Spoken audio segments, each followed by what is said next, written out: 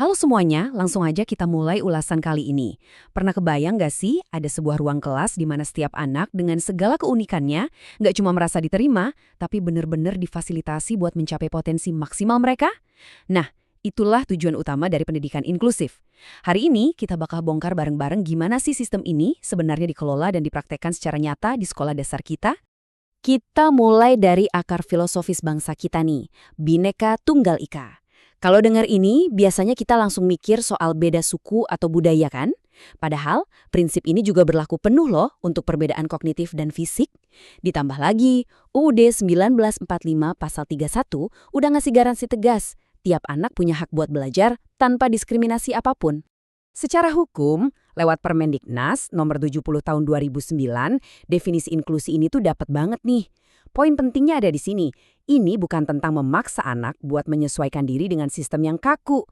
Justru sebaliknya, sekolahlah yang harus beradaptasi biar pas sama kondisi anak. Jadi, semua siswa bisa belajar bareng dalam satu ekosistem yang saling ngedukung. Nah, buat ngebedah sistem ini, agenda kita kali ini ada 5, dari landasan filosofis dan hukum, peran vital guru pembimbing khusus, gimana identifikasi dan asesmen berjalan, strategi akomodasi kurikulum, sampai penerapan UDL dan kurikulum merdeka. Oke, masuk ke bagian pertama, pilar inklusi kita, guru pembimbing khusus atau GPK. Ngomong-ngomong soal regulasi, ujung-ujungnya kan balik ke elemen manusianya ya. Sebagus apapun peraturannya, tanpa kehadiran guru pembimbing khusus, seluruh struktur kelas inklusif ini bisa runtuh. Mereka ini ibarat pilar penyangga yang nerjemahin kebijakan di atas kertas jadi aksi nyata di kelas. Tugas mereka tuh nggak main-main loh. Bukan cuma duduk manis nemenin anak berkebutuhan khusus, mereka ini arsiteknya. Mereka yang nyusun instrumen asesmen, ngebangun komunikasi sama orang tua, ngasih remedial khusus, dan yang nggak kalah penting, mementori guru kelas reguler yang kadang kewalahan ngadepin kelas yang beragam banget. Lanjut ke bagian 2, peta jalan, identifikasi, dan asesmen. Ibarat mau jalan-jalan, guru juga butuh peta dong sebelum ngajar. Nah, 5 langkah ini tuh semacam jaring pengaman, biar nggak ada anak yang tertinggal. Mulai dari penjaringan awal, ngerujuk ke tenaga ahli, mengklasifikasi hambatannya, ngerancang belajarnya sampai terus memantau kemajuannya. Nah, ini nih yang kadang sering disalahpahami. Apa sih bedanya identifikasi sama asesmen? Gini ya, identifikasi itu ibarat nyalain alarm. Guru atau orang tua sadar ada kendala. Kalau asesmen, itu investigasi mendalam sama ahlinya kayak psikolog buat bener-bener nemuin akar masalahnya di mana, baik sensorik maupun akademik. Masuk ke bagian 3, strategi akomodasi kurikulum. Kalau peta kebutuhan anaknya udah dapat, sekolah udah nggak boleh kaku lagi dong. Ada 2 pilihan nih, modifikasi atau adaptasi. Modifikasi itu ibarat kita ngubah garis finishnya, alias nurunin target biar sesuai sama kemampuan anak.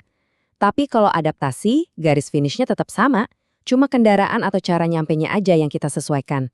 Sekarang bagian keempat, Universal Design for Learning atau UDL dan kurikulum merdeka. Tahu nggak sih, ngebangun kelas inklusif itu ternyata terinspirasi dari dunia arsitektur.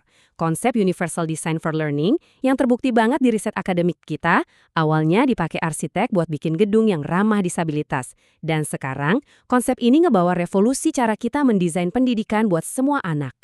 UDL ini punya 3 prinsip andalan. Pertama, representasi. Kita ngasih materi dengan banyak cara, mau teks, audio, atau visual. Kedua, tindakan.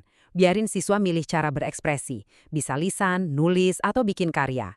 Dan ketiga, keterlibatan. Cari macam-macam cara asyik buat mancing minat belajar mereka. Inti dari UDL ini sebenarnya satu kata, antisipasi. Daripada guru pusing dadakan pas ada anak yang ketinggalan, mending siapin aja jalur alternatif dari hari pertama kan? Jadi hambatan belajar itu udah dihancurin duluan sebelum siswanya nabrak tembok itu. Dan ternyata, kerangka ini klop banget loh sama kurikulum merdeka. Ada studi kasus seru dari sekolah-sekolah di NTB yang ngebuktiin ini. Guru-guru di sana dikasih kebebasan buat bikin RPP berdiferensiasi, pakai asesmen yang adaptif, dan ngedorong kolaborasi tanpa batas lewat pendekatan tematik dan berbasis proyek. Pada akhirnya, rahasia sukses di kelas yang isinya beragam banget itu ada di diferensiasi. Pendidik yang keren itu yang bisa nyimbangin 3 hal. Kontennya apa? proses belajarnya gimana, dan produk atau hasil karya siswanya seperti apa.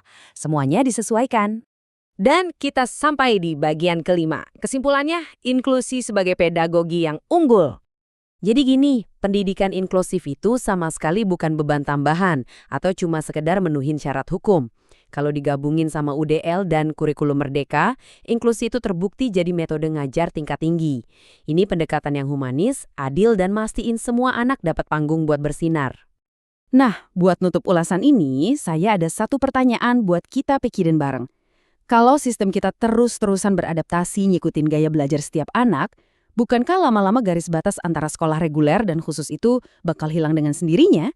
Karena pada akhirnya, mengajar secara inklusif itu ya cuma nama lain dari mengajar dengan luar biasa. Oke, makasih udah ngikutin ulasan kali ini. Sampai jumpa!